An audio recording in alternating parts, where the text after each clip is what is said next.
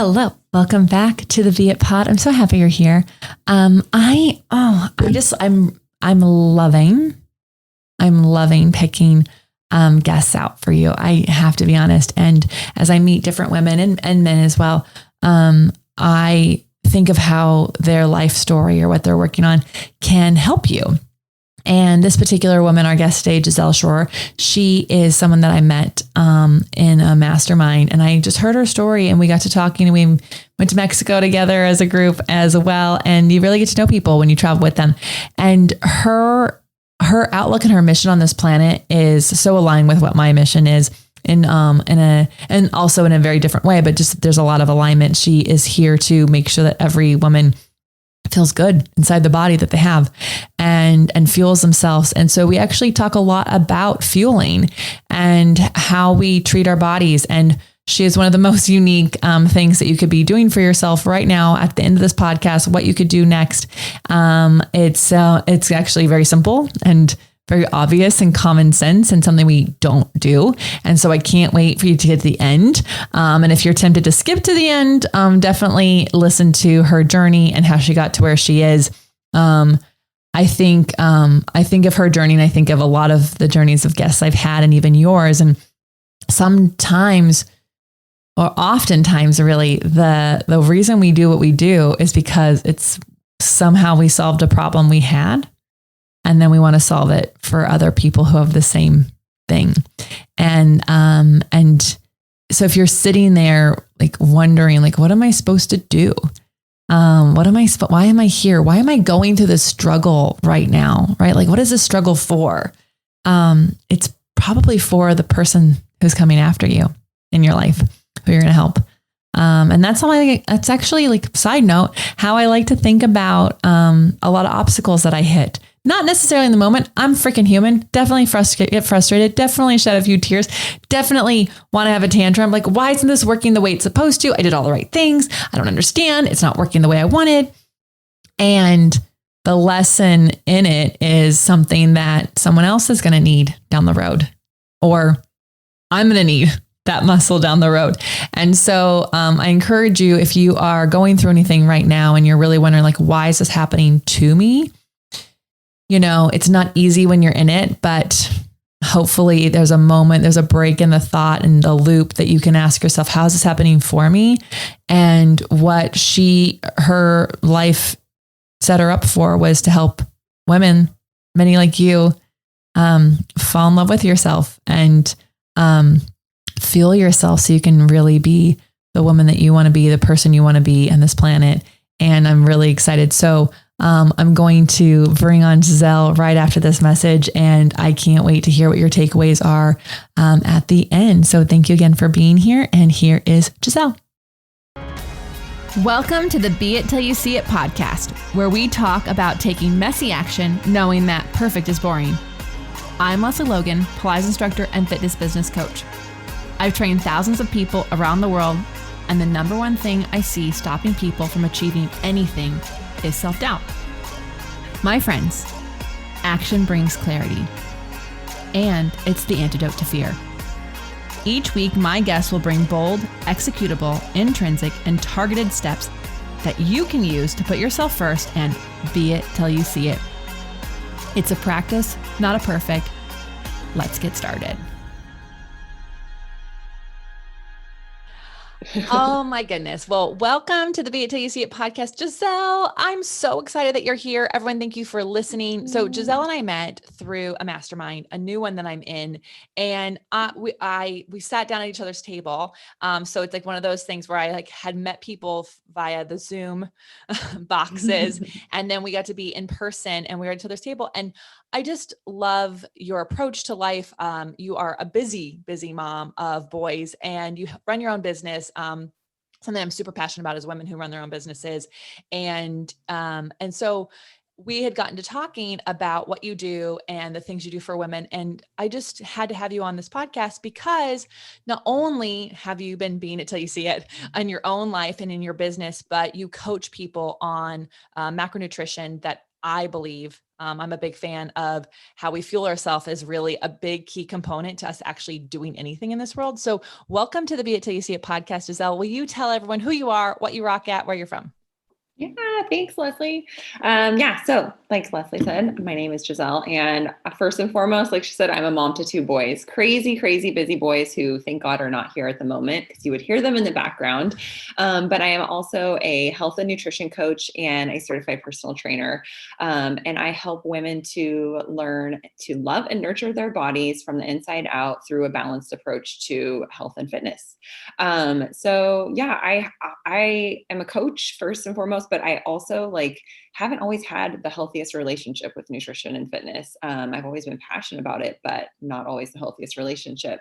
So I spent years battling eating disorders, body dysmorphia, punishing my body for not being what I thought it should look like, or maybe what I felt like society was telling me my body should look like. I wasn't necessarily as thin as the models that were gracing the covers of the magazines, or as my best friend who was, stick thin. So I just continued to punish myself through eating disorders and over exercising. And unfortunately, those very unhealthy habits led to me dealing with a plethora of health issues, from hypothalamic amenorrhea, adrenal fatigue, hypothyroidism, and eventually secondary infertility and multiple miscarriages. So it was years and years and years of learning that, I had done so much damage to my body that something needed to change. Eating disorders started in seventh grade, and I'm now 40. And my firstborn is 10. So that was kind of 10 years ago was when I kind of started learning the damage that I had done to my body, and changing my lifestyle and my food and my exercise. And now that's kind of why I'm so passionate about helping women learn to, like I said, love and nurture their bodies through diet and exercise in a way that is healthy from the inside out. Okay. Thank you for being so honest and sharing all of that, because I don't have kids, but there is a lot that I definitely can resonate with, from when I grew up. I remember I used to have all the teen magazines, and I would rip out the exercise pages, and I would look at the girls, and I look at kids now, and I'm like, I was never that thin. Even as my parents made fun of me. They said they could tell when I grew because I would have tan lines where my rolls were as a baby, and, and so I too started dieting early on, and doing terrible things that now my stomach is reminding me, you didn't treat us well when you were younger, and we are dealing with those things. And I wanted to talk about that because I think when we punish our bodies, we're so obsessed with what we look like on the outside. Yes. It stops us from doing our things that we are here on this planet to do. So can you think of a time when your dieting and your dysmorphia and your eating disorders were keeping you from actually going after your dreams? Yeah. So we got pregnant with my first son pretty easily. We didn't have to really try very hard. Even though I know at that point in my life, I wasn't at a very healthy time. I still didn't have any issues. I was younger too. When we started trying to get pregnant with our second child, just 2 years later, was when I started learning about all of the damage I had done to my body. So, I started going to doctors, why am I not getting pregnant? We went through a year of secondary infertility where I just wasn't able to get pregnant, and diagnosed with hypothalamic amenorrhea, which means that you have a loss of a menstrual cycle. And this can happen from a lot of different reasons, but for myself and for a lot of women, it happens when you are under eating, when you are over exercising. It's very prevalent in the health and fitness industry with fitness instructors, things like that. So I discovered I had that. And even when you learn that you have that, doctors don't necessarily say you need to not exercise as much or you need to eat more food. They just kind of tell you, oh, you have this, maybe gain a little bit of weight. So I kind of started doing my own research and reading about, people who had it and other health and fitness instructors who had it, and learning that, the reason I had it was because I was doing the damage to my body and all of the damage I had done. So gained some weight, started eating a little bit more food, but still was having issues. And I started having miscarriages, and doctors weren't really diagnosing it as anything. And this is where I became my own health advocate and really dove into learning like what was going on. It was from a lot of what I had done. It was because of how I wasn't fueling my body. But I did see specialists, saw naturopath who kind of helped me to learn that like, food is going to help me to heal my body. Nutrition is number one.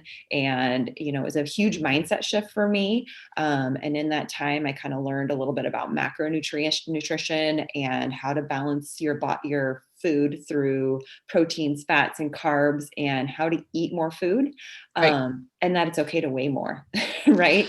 Yeah. Yeah. I mean, thank you for sharing that story, because I feel like I know for sure, because I know some of our listeners so well, that this is a story that makes them go, that happened to me too. And Mhm. I think it's so interesting because especially in the States, it's like every time we go to the doctor, it's like, we'll lose 10 pounds and that will, Mhm. but no one actually talks about how to do that healthily or what that even looks like. And then we're so conditioned to seeing some foods as good and some foods as bad Mhm. that, or to like, just go under the calories and then you'll be fine. And Mhm. it's like, yeah, well, you can eat a whole bag of M&Ms and be under calories and you're not going to be Mhm. fine. Actually, like that's not so great for you. And so, I just really appreciate you sharing that story, because you love your kids so much and it was so important to you to have them and to actually find out that by not eating healthy, it was causing issues there, for Mhm. you. Thank you. I wonder though, going from someone who was, under eating, over exercising, Mhm. to then finding all this information, becoming an advocate. And then also you've ended up becoming, you're certified in this, you're trained in this is something you do. Mhm.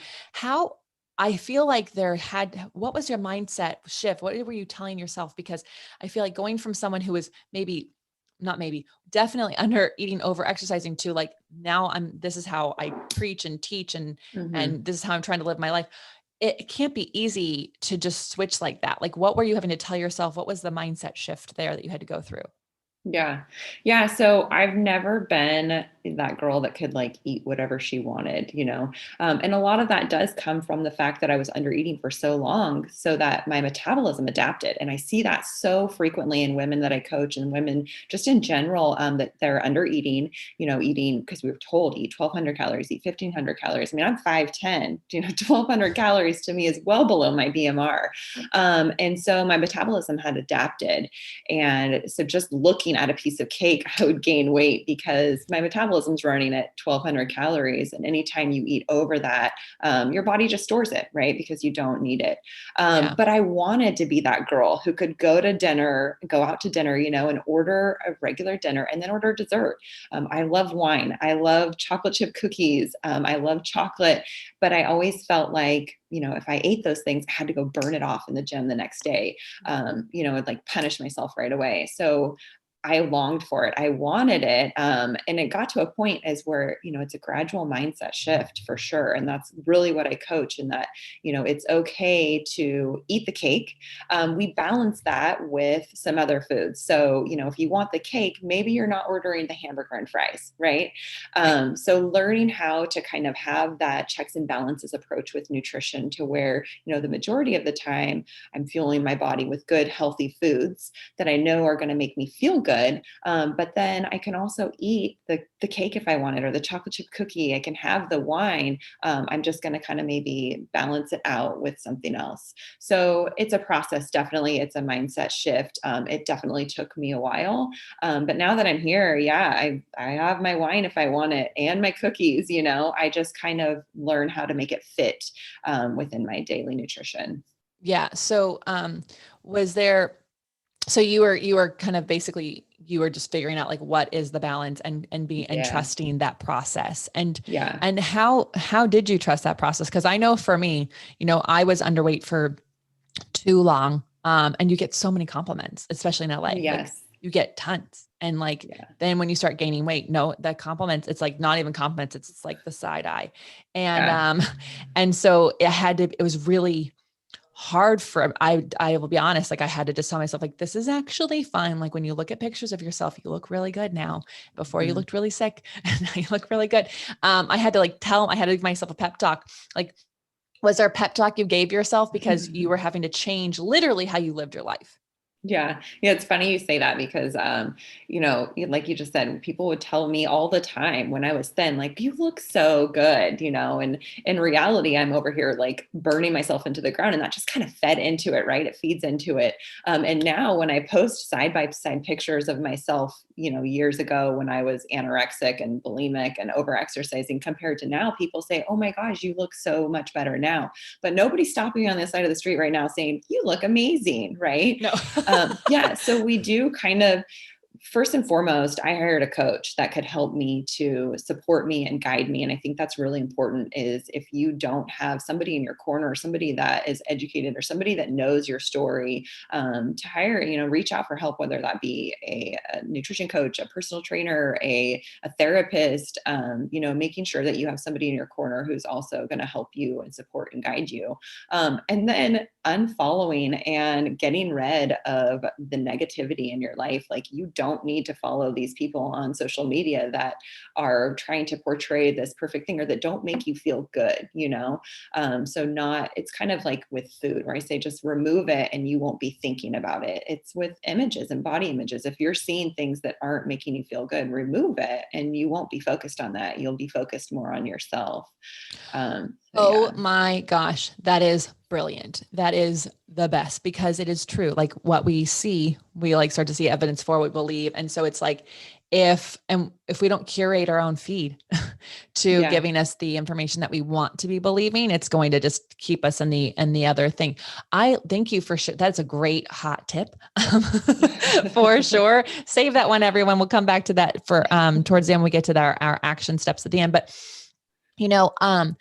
let's talk about food for a bit. So, everybody is different and everyone can eat differently. And some people can like eat the cake and that's not me. But that's not my family either. So, I mean, I eat the cake, but I'm not gonna, my husband eats the pizza and his abs are more defined and so it's all in balance. But are there certain foods that people can be thinking about if they're trying to have more energy, more confidence, even like is there foods that we should be like considering, like putting more of our diet if we're trying to like actually have the energy to do the things we want to do in this life? Yeah. Yeah. I think a lot of people don't even notice that they don't have the energy that they could potentially have and feel as good as they can potentially feel until they start changing their diet and their lifestyle a little bit. And so I think just people don't know how good they can feel. Right. And so, yeah, just focusing, on eating a lot of whole foods and really balancing your food. And that's what I found in macronutrient tracking. And that's what I really coach, my clients and other women in doing is learning how to eat the right amount of macronutrients. That's your protein, your fats, and your carbs for your particular body and your goals. So, like you mentioned, your husband, his macronutrient profile is completely different from your macronutrient profile, right? And a lot of us are just eating like our neighbor is or our best friend is or whoever we see on Instagram telling us to eat this certain way, where we should be eating for our individual goals and our individual lifestyles. So really learning like what you need in order to fuel your body in terms of protein, fats, and carbs is super important, because if you're not an athlete, you might not need as much carbs as like somebody who's an endurance athlete, right? Right.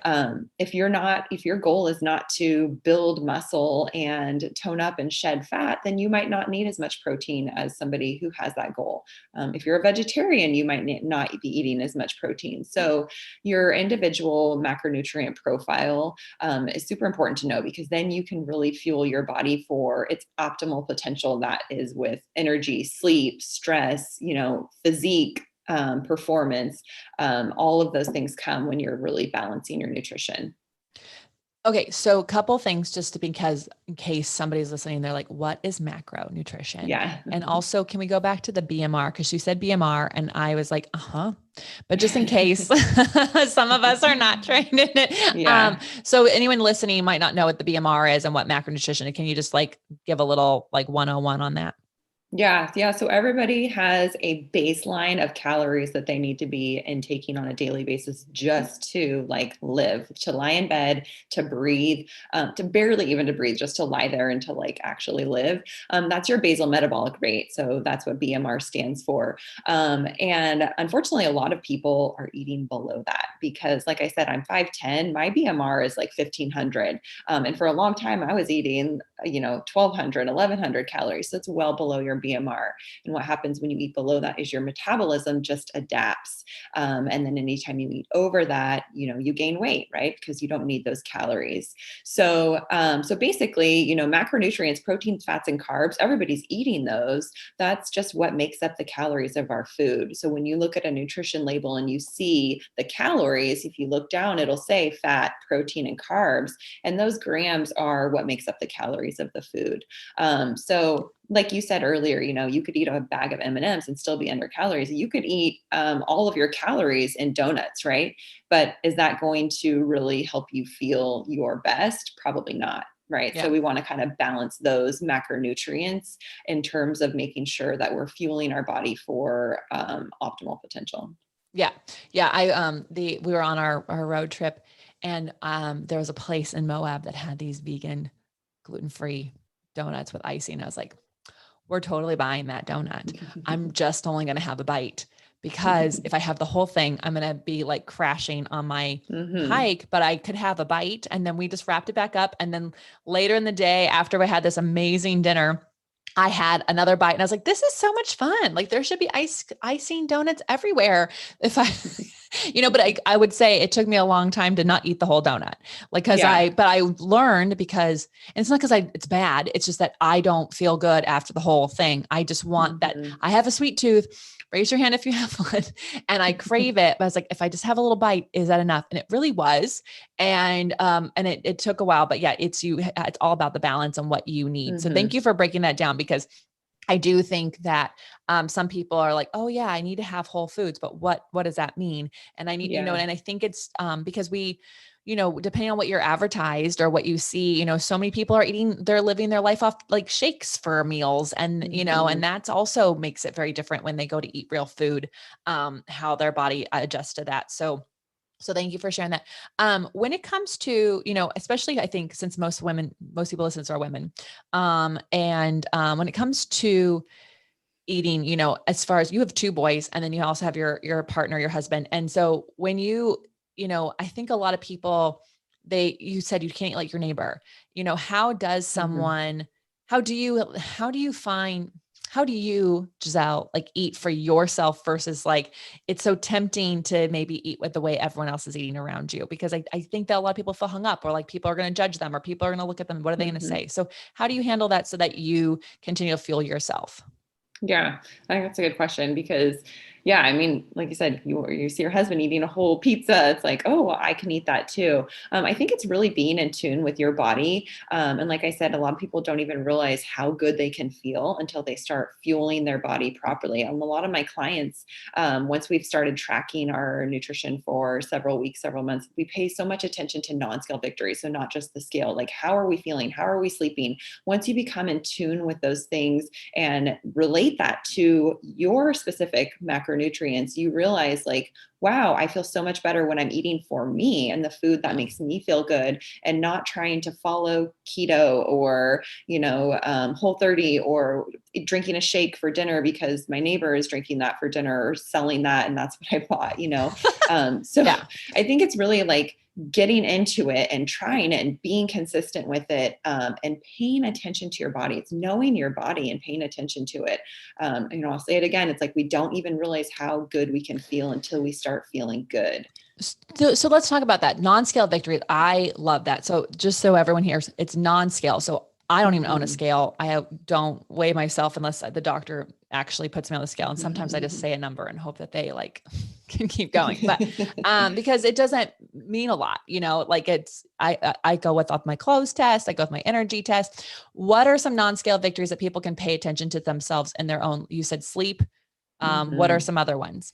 Yeah, definitely. So yeah, I encourage definitely checking in with sleep, stress levels, how are you feeling? How are you handling your kids? Are you feeling like at your wit's end, or do you feel like a little bit calmer mood, energy levels, how your clothes are fitting, how your skin looks, how your hair looks? I mean, non-scale victories can really, really, really be, so open range, because again, we don't notice how good we can feel until we start feeling better. We don't even really pay attention to those things because we fixate so much on the scale. And Yeah. once we kind of remove that and pay more attention to how we're feeling on the inside out, better digestion, less bloating, less water retention, less inflammation, like we live in such a constant inflamed state that we don't even, again, notice how good we can truly feel until we start feeling like, wow, I'm not as sore after my workout as I was every time a month ago, Yeah. or I have more energy during my workouts. I'm lifting heavier.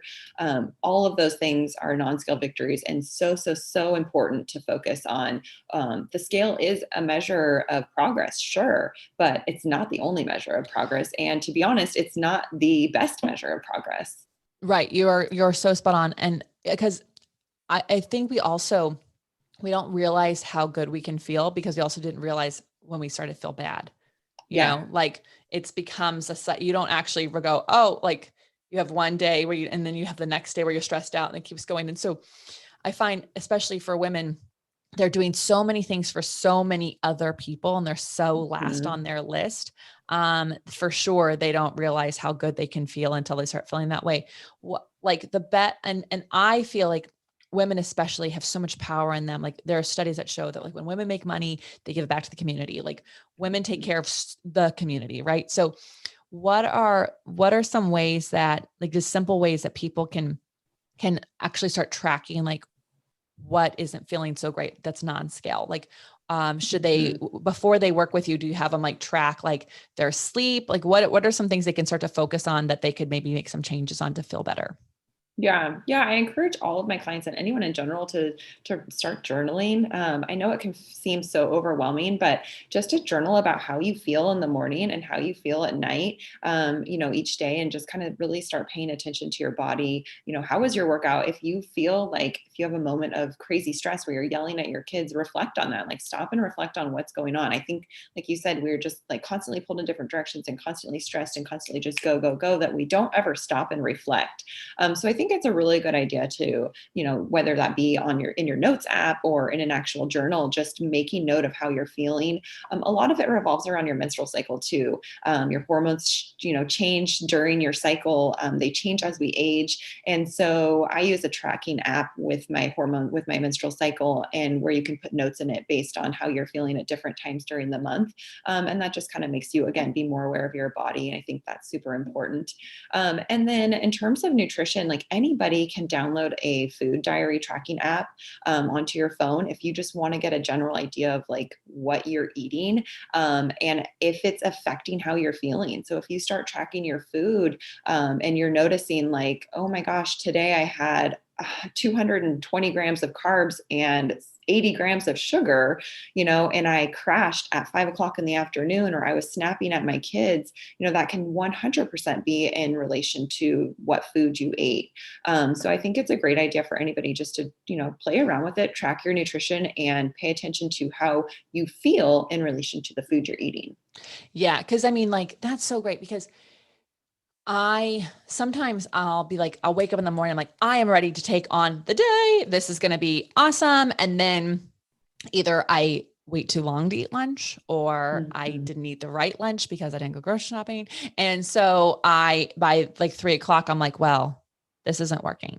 And the reason I wanted to bring you on to talk about these things is I really wanted people to see that sometimes the reason you're not able to achieve the goals or go after the thing has nothing to do with the education you have, has nothing to do with your motivation, has nothing to do with any of those things, has everything to do with like probably what you're using as fuel for Mhm. for your system. And so I love, it's not, I mean, it's not simple, but it's a great way just to start just being aware, like a cycle. And then also like how you started the day, how you ended the day, and what was Mhm. the fuel along the way. And you can really start to see the patterns there.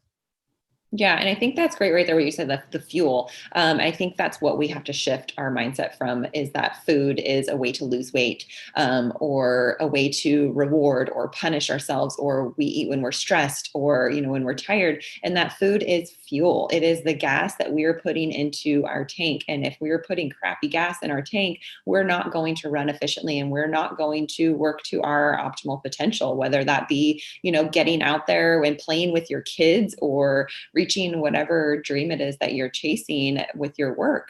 If you are fueling your body properly, yeah, you will have more energy to do those things, and you will feel better, and you'll have more confidence too. That's amazing. Okay. So Giselle, what are you currently working on being it right now? Like what's something that's like you're trying to go for in this moment? Yeah, I mean, I think, through all the lessons that I've learned, through the damage I've done, all of that, I just really want to reach as many women as I can and teach them that, you can eat the healthy food, and you can also eat the treats. You can drink the wine, you can have it all and still reach your goals and feel really good. I just really want to help women learn to live a sustainable lifestyle through diet and exercise, and love and nurture their bodies. I coach to a whole body approach. So, we're talking sleep, stress, mindset, all of those things, in order to just really make you feel as good as possible. So I'm just really trying to be the best coach that I can be, that can help as many people as I can to feel really good, because it feels good to feel good. Yes, it does feel, it does feel good to feel good. That is such an awesome goal. I think, again, just like if you help all those women feel really good about themselves and have the confidence and have the fuel in their bodies, like just the power that each one of those women has in them to change this planet is incredibly cool. And I know some people are like, Lesley, I'm freaking tired. I'm barely able to keep my eyes open listening to this podcast with you and Giselle, but I'm listening because you really want to be it. It's just for the day. And like, you have to start like with just today. And so, Yes. so first, Giselle, where can everyone follow you, like get to know you? Where do you hang out? Yeah. I'm on Instagram quite frequently, probably more than I should be, like any other coach, right? Giselle_Schroer_. I'm always in my DM, so feel free to shoot me a message there. I'm on Facebook at Giselle Schroer Health and Wellness. And then my website, giselleschroer.com, where you can find information on all of my services. I have a group coaching program where I work with a lot of women, helping them to learn how to track macronutrients. And then I offer one-on-one coaching as well. So yeah, definitely check me out there. Amazing. And we'll put all of those in the show notes, y'all. It's really easy to see them because you might be like, how do you spell Schroer? Yes, I know. It's okay. I have Lesley as a name and everyone spells it wrong. So like it's, but you know what? I'm Okay. same. Total side note. I went to Starbucks and they never get your name correctly, but they put my name as Wesley. It's been a long time since I've gotten a Wesley when I say my name, but everyone spells Wesley with an Ley. And so I'm tempted to say it's Wesley with an L. It's Wesley with an L. Well, you're better than me, because I don't even tell them my real name at Starbucks. I give them my Starbucks name. So I just have a whole different name. Wait, what's your Starbucks name? What's your Starbucks name? Jen. Oh, okay. Yeah. Even my kids know it. That's funny. But then I have to remember that. And that's, you know what I mean? Like I have to remember the new name. Yeah. There has been a few times where I'm like, they're calling this Jen girl and she hasn't come to get her coffee. I love that your kids know. Okay. So, Yeah. all right. So what everyone's waiting for at the end of every episode, I ask every guest, what are some action steps, some steps of prioritizing ourselves that we can take today? Because I think it's one thing to be inspired, to be like, yes, Giselle, awesome. I'm going to fuel myself. I'm going to ditch the scale. I'm going to work on these non-scale wins. And then it's like life happens and their kids are screaming or their work is at them. So what are, a few things that people can actually do right now to start, feeling good about themselves and being it till they see it?